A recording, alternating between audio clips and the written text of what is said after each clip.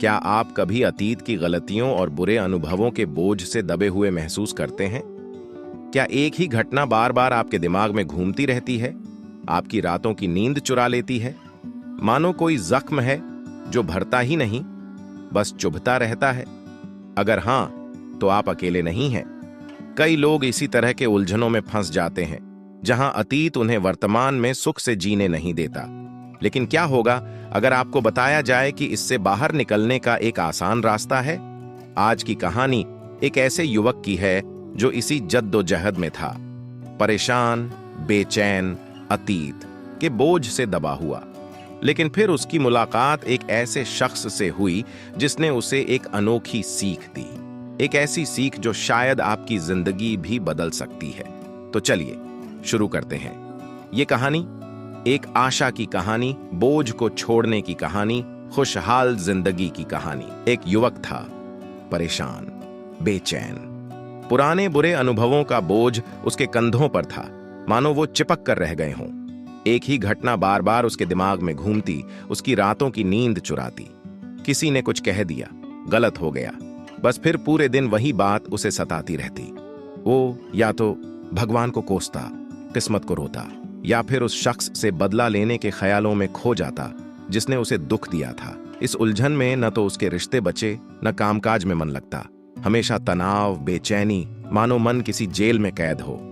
उसकी हालत देख एक दोस्त चिंताया। पास ही मठ में जैन गुरु रहते हैं, उसने बताया। उनसे मिल, शायद वो रास्ता दिखा पाए। उम्मीद की किरण, जैसे रेगिस्तान में बारिश। युवक गुरु के पास पहुंचा, अपना दुखड़ा सुनाया। कैसे वो भूले नहीं पाता, कैसे एक ही बात उसे घेरे रहती है। जैन गुरु मुस्कुराए, गहरी शांत सी मुस्कान। वो उठे, मठ के अंदर गए। कोई जवाब नहीं। युवक को बेचैनी हुई, पर वह बैठा रहा। थोड़ी देर में गुरु लौटे, हाथ में मिट्टी का गिलास पानी से भरा। ये क्या नया खेल? युवक सोच में पड़ गया। गुरु उसके सामने खड़े हुए, गिलास की ओर इशारा किया। बताओ, इसका वजन कितना होगा? युवक अंदाजा लगाया, ज्यादा नहीं, शायद थोड़ा बहुत। जैन गुरु की आंखों में चमक, धीमी सी, रहस्यमयी। अच्छा, उन्होंने कहा, तो मान लो मैं इसे थोड़ी देर ऐसे ही पकड़ कर रखूं, क्या होगा? युवक ने जवाब दिया, कुछ नहीं। जैन गुरु ने मुस्कुराया, समझदार सी मुस्कान। अच्छा, 1 घंटे तक पकड़ूं तो? आपका हाथ थकने लगेगा।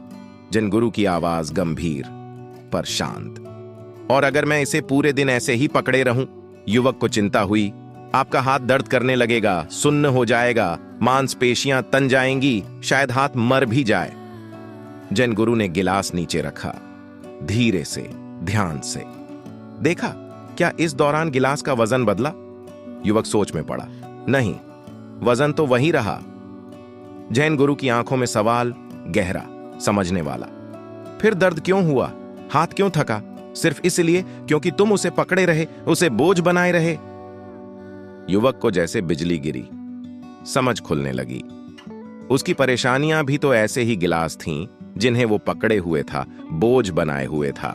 जितना पकड़ेगा, उतना ही दर्द बढ़ेगा। जैन गुरु ने आगे कहा, धीमी पर जोरदार आवाज में, जिंदगी के अनुभव, अच्छे बुरे दोनों, सीख हैं, सीख लो, आगे बढ़ो। पर अगर उन्हें पकड़े रहोगे, बोझ बनाओगे, तो वो तुम्हारा सुख छीन लेंगी। युवक ने समझा, जैसे कोई कोहरा छट गया हो। अतीत को याद रखना जरूरी है, उससे सीखना और आगे बढ़ना और भी जरूरी। वो बोझ छोड़ेगा अपने आज पर, वो बोझ छोड़ेगा अपने आज पर ध्यान देगा। जो गलतियां हुई उनसे सीखेगा, नई गलतियां नहीं करेगा। चिंता की आग में खुद को नहीं झोंकेगा, बल्कि अपने हर कदम को मजबूती से रखेगा। ये कहानी सिर्फ उसी युवक की नहीं है। हम सभी कभी न कभी ऐसी ही उलझनों में फंस जाते हैं। अतीत का बोझ हमें पीछे खींचता है, हमें आगे बढ़ने नहीं देता। पर जैसा जैन गुरु ने बताया, वो सिर्फ एक गिलास है जिसे हम खुद पकड़े हुए हैं।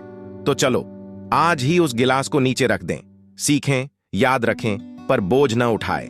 अतीत को सम्मान दें, पर वर्तमान को जिएं। अपने कल को बेहतर बनाने के लिए आज से ही कोशिश करें। तो ये थी उस युवक की कहानी। शायद आप खुद को उसकी जगह देख पाए होंगे, शायद उसकी परेशानियां आपको जानी पहचानी लगी होंगी। पर जैन गुरु की सीख याद रखें, अतीत को सम्मान दें, उससे सीखें, लेकिन उसे बोझ बनाकर न रखें। वर्तमान को जिए, अपने कल को बेहतर बनाने के लिए आज से ही कोशिश करें। और हां, अगर आप भी अपनी चिंताओं को दूर करना चाहते हैं, खुशहाल जिंदगी जीना चाहते हैं, तो किताबें आपकी अच्छी दोस्त बन सकती हैं। चिंता करना कैसे बंद करें और खुशहाल जिंदगी कैसे जिएं जैसी किताबें आपको राह दिखा सकती हैं। तो देर किस बात की, खुद को आजाद करें, खुशहाली का रास्ता अपनाएं। और हां, इस कहानी को अपने दोस्तों के साथ जरूर शेयर करें ताकि वो भी बोझ को छोड़कर खुशहाली का रास्ता अपना सकें।